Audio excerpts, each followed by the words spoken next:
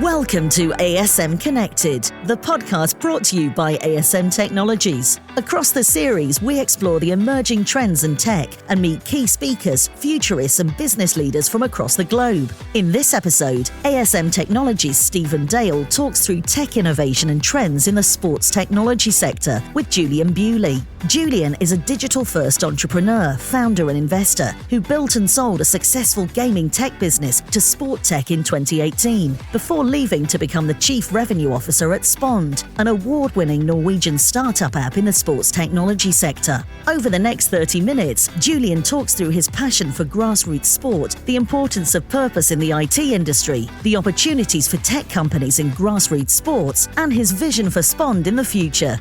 All of that to come on ASM Connected. I'm Stephen Dale and you're listening to the ASM Connected podcast. Today I'm excited to be talking with Julian Bewley about the sports technology sector. Welcome to the podcast, Julian. Thanks, Stephen. Lovely to be here. So we've got a bit of a plan. We like to talk about emerging technology, talk about innovation, and as always, the importance of agility. And today, with your expertise, we're going to be focusing on the sports industry, where I think everybody will appreciate that technology is having this increasing importance in sports, not just on the field, but off the field as well. So I'm really interested to explore that. But before we get into that, Julian, I'm just interested in your journey and how you got into gaming and then that journey you've been on to get to the grassroots sports side of tech at the moment. Sure. It's more of a windy road, I think, so to speak, than a straight line. So many years ago, I was fortunate in some ways that I'd lived in America, came back from the States. I knew that the web was going to be a big part of our lives. At that point, the US was very fast moving in terms of technology. So I knew that when I came back to live in the UK, I knew that online was kind of where I wanted to be as a person. Set about and did a little bit of training. And I was lucky in that one of my first companies that hired me was a startup in the real money gaming space. They were an online poker startup. And at that time, this is kind of early noughties, poker was flying. It was hugely popular. Online poker was in its relative infancy, but the technology was rapidly moving and the demand was crazy. So I joined that startup and I had a brilliant journey with those guys from sort of 2003 to kind of 2009, 10, when we were eventually acquired by Playtech, then the world's biggest B2B gaming business. And what a great journey. That kind of taught me the foundations, really, I suppose, of everything from fast moving tech and its importance, development, marketing, affiliate marketing, payments. At that point, the gaming industry was pretty much at the forefront of all of these areas. So that was my early introduction into tech. And I just knew it was a space I wanted to be in forever. And I think the things that really appealed to me were the ability to go into lots of different markets, lots of different territories, and solving problems en masse. And these might be relatively minor problems compared to Elon Musk's how do you send somebody to Mars as is sort of framed now. But now, how do you launch a business into Australia? How do you launch a business into Italy? How do you launch a business that's been successful where you are in the UK into a different market? And what are the complexities that come with that? But, that tech space of being dynamic and being able to get into that really was that's what gave me my early appetite. And it's been kind of many, many years since, having left the poker space, I then moved more into the B2B provision of platform delivery for gaming. And that's been an area, again, I think that still has huge, huge potential.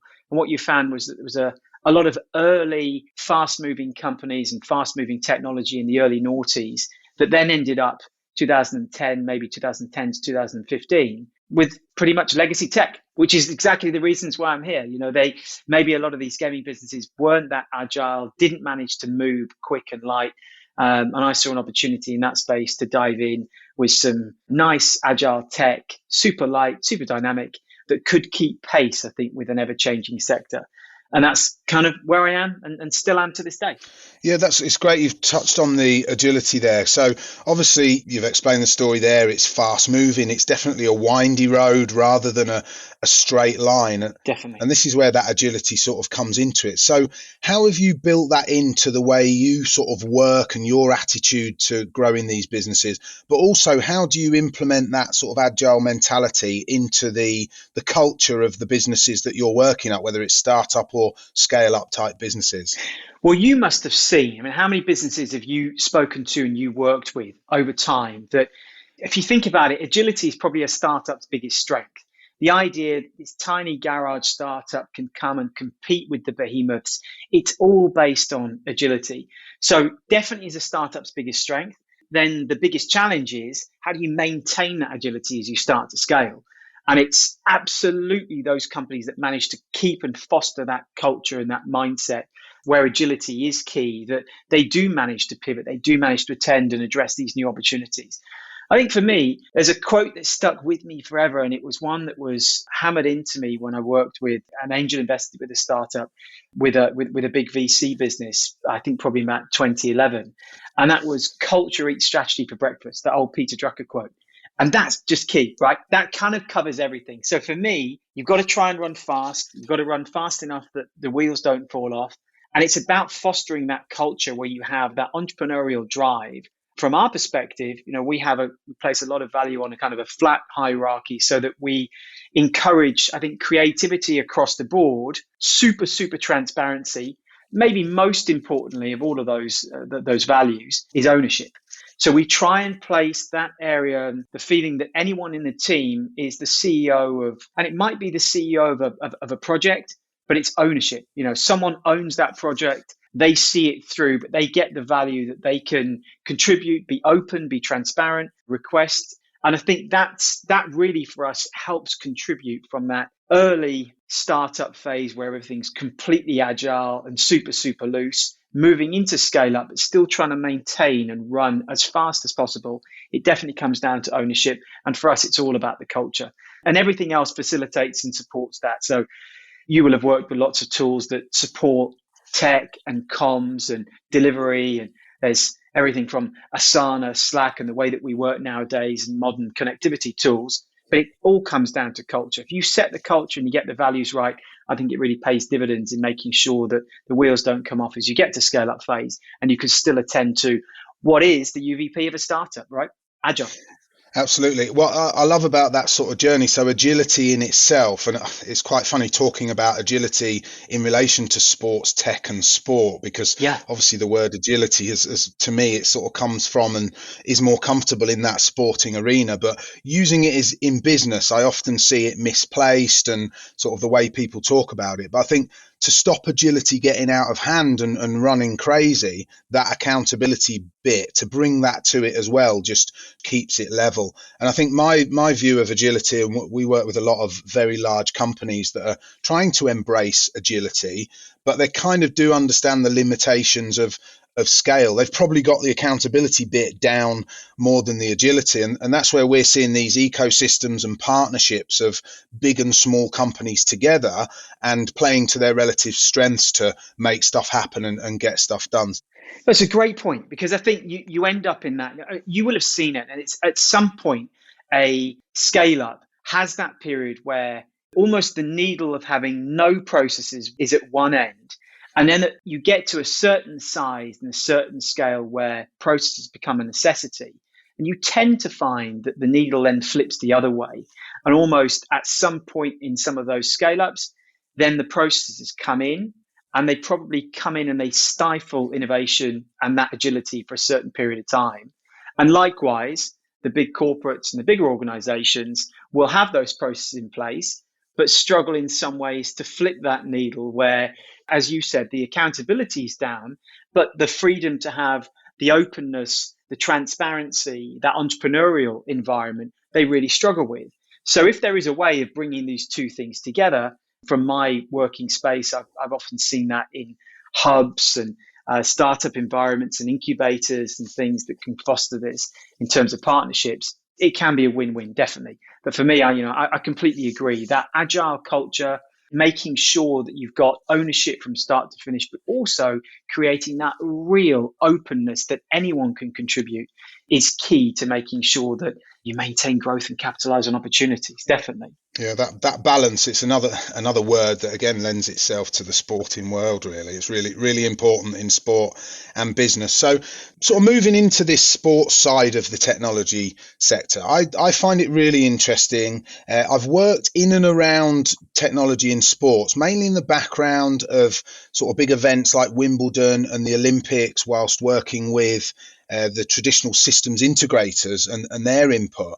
I think as a whole, the gaming sector is a little bit of an enigma to me in terms of that niche area. And one of my colleagues gave me a stat recently from Gartner saying how the gaming industry has now grown to surpass the value of media, traditional leisure and entertainment, and travel pre-COVID, apparently, Yeah. all combined. The gaming sector's bigger, which it's so big, yet is it still a bit of a secret club? Is it so niche that there's only a few invited in? What's your experience of it? It's a great point. Secret club, I'm not sure about, but size, undoubted. So in this area, I mean, gaming is a beast. And of course, there are different levels and tiers as to what you describe as gaming. So you've got what was traditional computer gaming. Now that world, particularly with metaverse, is blending and becoming more AR, VR led. You've got an esports market, which is professional gaming. And in its own right, I mean, esports in the US, I think alone, was valued at about just over $1 billion in 2021. So if you look at that, that's huge. You're talking about, well, pre-COVID, but you're talking about auditoriums and theaters and stadiums sold out, 40, 50, 60, 70,000 people coming there to watch these esports participants and these professional esports players take part and compete against one another. And then, and that's in the real world, so to speak, they actually sat there watching these people. And then you've also got that live stream to millions and millions of other people outside across worldwide. So you can see that the dynamic of what we would previously consider computer gaming, real money gambling, there's definitely that convergence that's coming together. I think if you add to that then a mix of some super interesting companies that have grown during the pandemic, but the likes of Strava and what they're doing. And if you look at the gamifications of their particular apps and how that's coming together in the space, you're seeing some really interesting overlaps and interesting trends that are set to grow. That blurring of the lines between reality, physical exercise, gaming, esports. You can see how there is that convergence coming together, which is only going to increase and only set to get stronger. So super interesting. For me, one of my big areas of expertise was the lottery sector. And that was kind of intrinsically linked to fundraising. And lotteries have been around, Stephen, for thousands of years. I mean, the Chinese Han Dynasty built the Great Wall of China based on the world's first ever lottery. So thousands of years ago. So they've been around for a long time. And that kind of incentivized giving is something that's ingrained in human psyche. So for me, because they've been around for thousands of years and their format hasn't evolved a huge amount, I saw that as a really big area to innovate and an area that we could change and push the boundaries. So, and the lottery industry, again, to put some numbers on it, the combined lottery industry is worth more than the entire film movie industry put together. So all the blockbuster films and the things that you see released in the cinema and Netflix and whatever else, the lottery industry is worth infinitely more than all of these put together. So in terms of scale, it's something that's enormous. So we saw that as an interesting area to disrupt. And I still think there's a lot of potential to be had there. And that's definitely one of those, when you look at convergence of different sectors, for sure it's there. The question that you asked me is a really interesting one. Is it a secret club of a sector? I wouldn't say it's a secret club, but what I would say is that there is some enormous players in that ecosystem that aren't necessarily household names to the layman. So to everybody on the ground, there aren't many recognizable IBM names out there, but they're of an equal size. And there's some very interesting players. And you can imagine there's some very interesting players who maybe sit a layer under that ecosystem that look after things like data and integrity and control. And that's, again, a super interesting area of growth a fascinating one for us to delve into for sure. That's a great answer to the question. I've learned a lot from that. And I think some of those peripheral areas that you spoke about, sometimes we call about shadow channels, which is sort of other areas outside the traditional ones where the big players sit.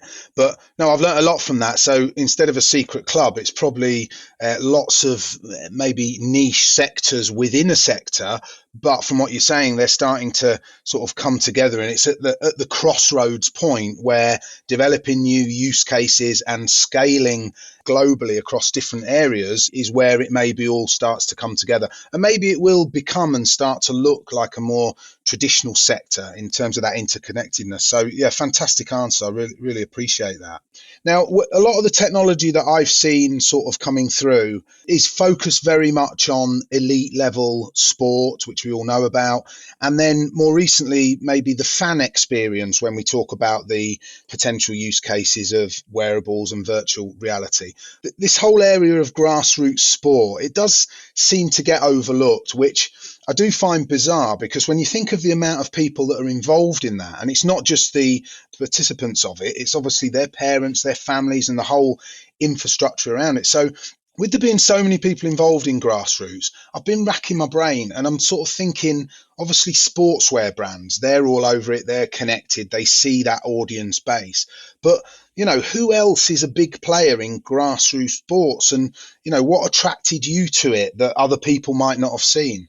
Great question. And the one overarching name I want to get into your head is Spond, right? So obviously, in terms of size of an audience, if we just look domestically alone here, just in the UK, you've got 9 million participants of grassroots sports in the UK. And that's just sport alone. So above that, if you were to take that a level above, 200,000 grassroots clubs, 320 national governing bodies. You know, we've got a really big audience here, and that's something that I think the UK can be incredibly proud of. And then we've got ancillary activities that sit alongside that. You know, that might be voluntary groups, it might be smaller sports, it might be learn to swim, learn to cycle, learn to ride. All of these things are supportive of that network. And I think when you look at that demographic in the UK, it's a real achievement, number one. And secondly, as you said, it's a really big audience. And a lot of those people, I think it's interesting the point that there's not many recognizable brands that live in that area. I think one is definitely, by its very nature, is grassroots is amateur. Amateur tends to equal financial constraints, not professional, not much money. And when there are those kind of demographics in place, maybe it's not the immediate channel that people would reach to. I certainly think, and again, it's interesting to say that, you know, some brands have been active in this space, not just the guys like, you know, Nike and Adidas and the sportswear brands, but there are other brands that have leaned into this space by way of support and activation, maybe brand awareness, and McDonald's and Sainsbury's. And we've got other big brands there that have kind of lent into this area and run some interesting campaigns. I think for us, the thing that's super, super interesting is with that very wide and deep demographic that we spoke about, that 9 million participants. Now, on top of that, you've then got coaches, volunteers, administrators, parents, guardians, uncles, aunts, nans, granddads, all there contributing to that participant having a good journey, a good experience, learning the sport, developing their personality, developing as a person. I think for me, that's really interesting because that area there tends to be a really underloved area, certainly of, I think of organisation generally. It's not easy to be a volunteer. It's not easy to be a coach at a grassroots sports level. A lot of these roles tend to be unpaid. They're voluntary. They're hugely time consuming. You have to consider all the modern aspects like GDPR, data privacy, safeguarding. There's a lot of responsibility in taking up those roles, and they tend to be underloved. And the one thing that drew me to Spond was that it genuinely is, Stephen, it's tech for good. So it was founded in 2013 by Norwegian entrepreneur called Per Otto Wold, who's hugely passionate in this area about giving something back to those people. So making sure that we can save people who give up their time on a voluntary basis, that we can save them time, we can save them money so that they can do the things that they love. So, the reason that you are coaching a under 11s football team is because you love to coach, you love to teach, you love to develop skills. That's what you love. You probably don't love being sat there till 3 o'clock in the morning, filling out forms for data privacy and safeguarding and GDPR, and been bombarded with people chasing payments and emailing people that haven't paid their subs and their membership fees. That's an area of it that you don't love. So if we can free up their time to get them back out on the pitch, into the sports halls, and back out helping children and adults develop their own skills and develop as people, that's what we're all about. So from my perspective, I think I kind of reached a stage in my career and maybe in my life that I was looking to do something that was more rewarding. Not that gaming isn't rewarding, but just so that I could really see. And I've always loved sport. I played sport for many years. I've got a son that plays sport, very, very active in the sports world. So I just really wanted to give something back. And I just loved the idea that you could marry great tech and tech for good with this underlying element of this real intrinsic element where you could combine the two and really have this sustainable approach to giving something back. And if we can save an administrator 7-8 hours a week, that they can get back out onto the court, onto the pitch, into the hall, into the pool, wherever they are, and actually give that back to people and demonstrate that good experience, that can only be a good thing, right? For sure. Yeah, I love it. It's such a different idea as well. It's not sort of what you initially think of a sports technology app. And that's where it's such an interesting space with everything that's coming through at the moment. So what you're describing there is that, it's a communications, it's an organization platform, which lets people get on with what they want to do, which I think is a fantastic idea. And surely this sector, this grassroots sector, it's only set to grow if you, like say, you move outside of traditional sport and pulling all these other leisure activities. I talk about it on a lot of our podcasts, the leisure society. We've got a more health conscious generations coming through, and the way that robots are going to be doing all the hard work for us, we're all going to have this extra time for leisure. So I can only see this growing if we believe that the leisure society is coming along. And the amount of times I mention it is me willing it along, by the way. Yeah, definitely. Well, imagine this. I don't think there's ever been a time where health, wellness, and almost that togetherness has been so important. So, we've all realized over the last couple of years in particular that prioritizing being part of a group and a team, prioritizing our health and wellness is something that can only be a good thing. So keeping fit generally is incredibly important. And I think it was a study actually, it was recently published this week, but the global wellness market looks like it's set to top $7 trillion by 2025. And obviously that encompasses all kinds of aspects underneath it. But from a team sports perspective, if the way that you stay healthy is to go and play five-a-side with your friends, or if your son, your daughter, your niece, your nephew, if the way that they stay active is by going out and playing grassroots sports with their friends, then definitely this is, for us, a really key area to be in. And for Spond, in terms of our user base, we've got 1.3 million monthly active users, of which 1.1 million people currently use our app every single week to communicate. And that's parents, it's volunteers, it's club members, administrators. And these are tough roles. But if we're helping them just that little bit to save more time and do what they do, then we're definitely setting out on our mission to achieve that tech for good status, which is what we're all about. Yeah, so just drilling down into it a little bit, and a few things sort of springing to mind. It's scaling it, it's an app, you want to make it available to people, and as you say, there's not a great deal of money perhaps in grassroots sport. So if you want to keep this free for everybody, and no one likes an app that sort of lures them in and then it wants to charge you straight away. So if you're going to keep it free at the point of use, there's obviously a couple of different angles you can go down, and that's either that advertising route, or you're going to be relying on the value of your data. But then you get into that other sort of Facebook messiness around privacy and people not trusting you with their data. And with so many children and all different diverse society involved in this kind of thing, how are you going to keep something like this going and generate revenue whilst reassuring people that, one, their data is safe, and two, you're not going to suddenly start charging them a subscription once you've lured them in? Yeah. So when Per Otterwald set out to found this in 2013, he set it out with a mandate that the app would always be free to download. So for him, from his outlook, it's that inclusivity and to make sure that everybody can get into the ecosystem and be protected and be looked after. We think that's a really important facet for us. So currently we have a mobile app called Spond app, and then we have a desktop enterprise version called Spond Club, which allows essentially a club to manage multiple groups, multiple teams, and thousands and thousands of members through one single interface, which is actually really, really cool. So from our side, the app's free to download and it's completely ad-free. So there isn't a single ad in there.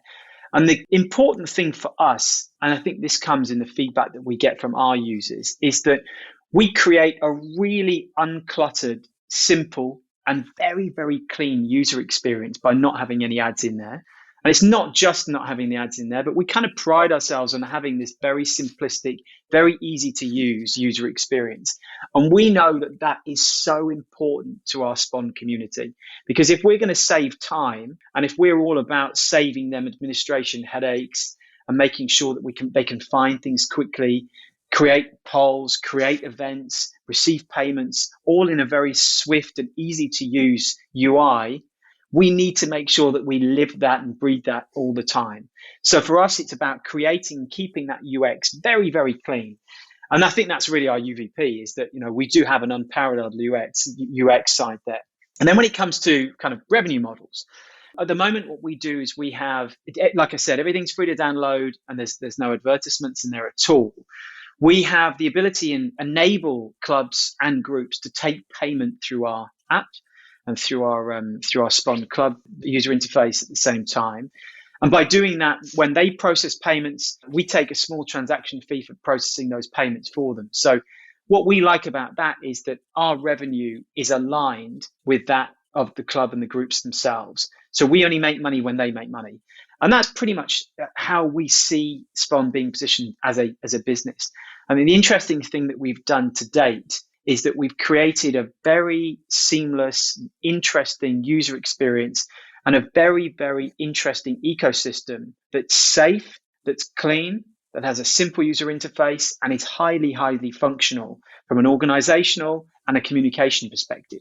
So we've got that. We've got this brilliant community of grassroots sports players and other non-sports players of different groups and activities that participate inside the group and all organize their groups and communicate very efficiently. The next stage for us, and this is really interesting, is where we help them thrive. So how can we make sure that those groups grow, that they expand? How can we make sure that they can activate different revenue channels as well? So how do we make sure that, let's say, Leckhampton under-11s team, how do we make sure that that group not only can communicate really efficiently and that we're enabling those volunteers, those parents, those children to communicate safely and effectively in a nice environment, but how do we make sure then that those teams themselves can attract more members and that they can thrive and that they can grow and, kind of thus expanding that 9 million grassroots sports players in the UK to 10, 11, 12, 13, 14 million people. That's where it's really interesting for us. So how can we make sure that Spond is positioned at that expansion of grassroots sport and wellness across the UK and elsewhere in the world? So that's our focus, I think, for the future, is making sure that we're there. So yeah, I mean, from some things that we don't do, just to hammer home, yeah, the app is free. The Spond Club application is free to download. We have no advertisements. GDPR and data privacy is obviously absolutely critical and crucial for us. And the fact that our teams and our groups can have mixed age groups and mixed groups in there by its very nature means that we have, minors data, and teams will have minors data in there. So we have to make sure that we're completely compliant on a GDPR perspective to the nth degree. So we take huge pride in being uber GDPR compliant, and also that all the data there is completely private. So we don't sell data. We don't have any of the Facebook issues. In fact, what we do see, I think, is our biggest user case, I think it's fair to say, is that there are lots of other ways to communicate. Let's say that the social networks and other messaging applications that aren't purpose-built for this particular environment that organizers and volunteers currently struggle with. So one of the big user cases for using Spond is that you're struggling to communicate in maybe mixed groups elsewhere where you've got adults and children, or you've got just children, you've got children and you've got coaches.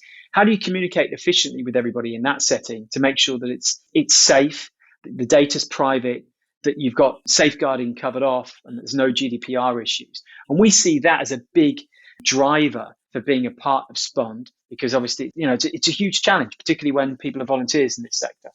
So I think the biggest challenge for us is, which areas don't we explore? So I spend a lot of my time with the team here mapping out what we could do, and then thinking, right, well, where don't we take it? Because there are so many routes, be it helping our teams, get sponsors, being marketplaces, purchasing kit.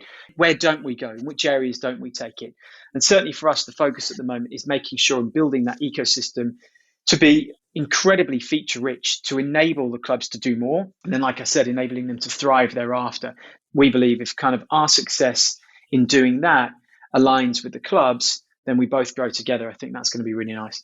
Yeah, I love it. I love hearing your passion for it, Julian. And obviously, again, this is something in the sporting world. If you'll be seen through if you're not bringing that passion to the table. And it's amazing pulling two subjects together, really, because people that listen to this podcast, we're all working in the technology sector. So I love the whole technology conversation here. But then the conversation about how do we get our children's local clubs to be more efficient? How do we attract new members? How do we make the experience better for all of us? It's just a common conversation that lots of us sit around and have in the evening and at weekends. So marrying those two sides of everybody's personal interest and the technology as well is something that I could sort of talk about all day long. But I just wanted to take that step back again and look at the tech industry as a whole, because what we're seeing at the moment is a sort of a real interest in companies that are out there with a sense of purpose, and they're putting that sense of purpose and that wanting to do good ahead at the moment of, just making money for the shareholders, for example. And that seems to be a trend that's going to continue. And I think emerging tech companies can play a really important role in that. How significant do you think startups and scale-ups are going to be in that positive movement? Huge. I think it's huge. It's a great question, because you often see that there are brands that are trying to backfill in this space. So brands that have been out there for commercial good for a long, long time, and now realizing they need a sustainable angle, and it's more of a pivot. And I think in many areas there, you've seen, and a lot of them have been called out recently, that they don't really live it. It's clearly a pivot, and it's not something that they live and breathe. There's a big difference here. We're not on our own, certainly in this space, but Spond is a really genuinely a tech for good business. It was established to maintain with a tech for good purpose and footing. And it's very firmly rooted in that. And there are other companies that are in the same vein. I think startups and scale-ups, if you don't have that core integral tech for good element to you, or certainly that positive drive towards giving something back and adding value and sustainability, I think there's a real risk there of consumer pushback. And you can see it with a lot of the big social networks at the moment. You can see it with a lot of the big fashion houses and fashion brands. And tech's no different. It's one of those that's judged with exactly the same lens. The audience that we reach is on the size of millions and millions of people. And a lot of consumers will simply vote with their feet and vote with their eyeballs. And we're seeing that more and more. So I think it's got to have any startup that's coming into the world nowadays needs to think about its value proposition from that sustainable angle. And is our tech evil or is it good? And what are your core values from the very beginning? Because that openness, that transparency, coming back to the agility sense, the way that you treat your people is the way that you treat your customers. And if you live it and you breathe it, then everyone, customers included, your community, very much believes that. If it's something that maybe is artificial and you're speaking with a forked tongue, it's the same thing. It's a more open and transparent world now, and that message can very quickly seep out. I think it's very easy for customers to see through. So for sure, I see it as a massive, massive, important part of modern day tech. Interestingly, so Spond received some investment quite recently, actually it's well documented, from a private equity group based in Scandinavia called Verdane. And we're actually part of their sustainability fund. And that sustainability fund also contains other tech companies like-minded like ourselves, who really are tech for good and have that tech for good passion. So it'll become interesting to see what happens over the next 10 years as to whether consumers will become more savvy as to how they judge tech for good themselves, whether they become badges and certifications and things like B Corps, and whether we'll see a higher prevalence of these kinds of certification bodies that award companies for their approach and for their outlook. But I think it's a fascinating time to be in that space if you're on this side of it, for sure. Absolutely. Our industry is a better place if we're all putting that sense of purpose first. So I think there's a lot that our listeners can take away from this as well today. If you're working in the IT industry, you probably didn't, like myself, you didn't quite understand the scale of opportunity of technology in the sporting sector. So I think that's an exciting thing to go off and think about. But obviously what you're doing at Spond sounds fantastic as well. I'm sure a lot of people are going to be taking a look at that app and talking to their own sports clubs and teams and friends about it. So that's fantastic. Just wanted to sort of wind us down now. I know we've all got day jobs to do, but a couple of quick fire questions. With you being from that sort of gaming, gambling industry, are you using any of your tech skills to cheat on the fantasy football, or are you able to make any sort of accurate predictions into who's going to win the Premier League? It's a great point. So fantasy football wise, I can tell you that it's all about data. But I've just dropped, Stephen, from I think I was 60,000. I've just taken a bit of a plummet on a couple of the cancellations to 100,000 globally. So not too bad. But I think what I've taken from my background is definitely data analytics. The more data sources you can pull in, the better, as long as you have a way of interpreting that data to deliver insights. And I think that's always key, isn't it? Is that there's data everywhere. Bad data in, bad data out. So how do you interpret those insights? So fantasy football for me is a big one.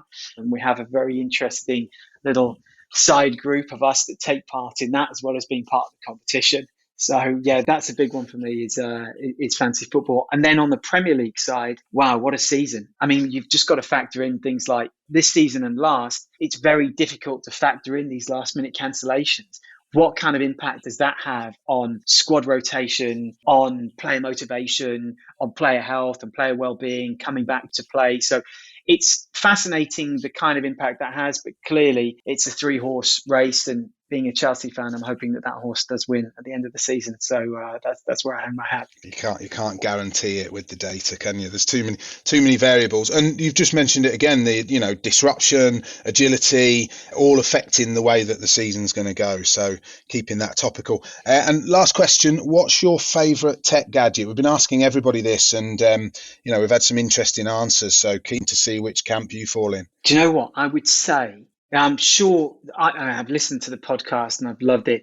Certainly for me, smartphone was a game changer. But I'd say my favorite tech gadget at the moment is an e-scooter. So when I'm here in the UK and I whip down to the office, I'm on an e-scooter. When I go out to Norway, I will tear around the city on an e-scooter. And it is brilliant. There's no better way that I can make sure I get from A to B quickly. It's environmentally friendly, which is obviously a huge boost. But also I get to see things maybe that you wouldn't elsewhere. So e-scooter for me would be a really good one that's on the list. And hopefully I'll get an upgrade if anyone's listening. That's a great one, and you're the first person to mention that. And maybe for another occasion, I'll tell you about my recent trip on an e-scooter across London Bridge. And our finance department were pretty surprised to have the first expenses claim submitted for a scooter. So yeah, I'm totally on board with that one. But look, Julian, it's been fantastic talking to you. It's a topic we could talk about all day long. I wish you all the best with Spond, and really appreciate your time today. Thank you. Thanks, Stephen. Much appreciated. Thanks very much.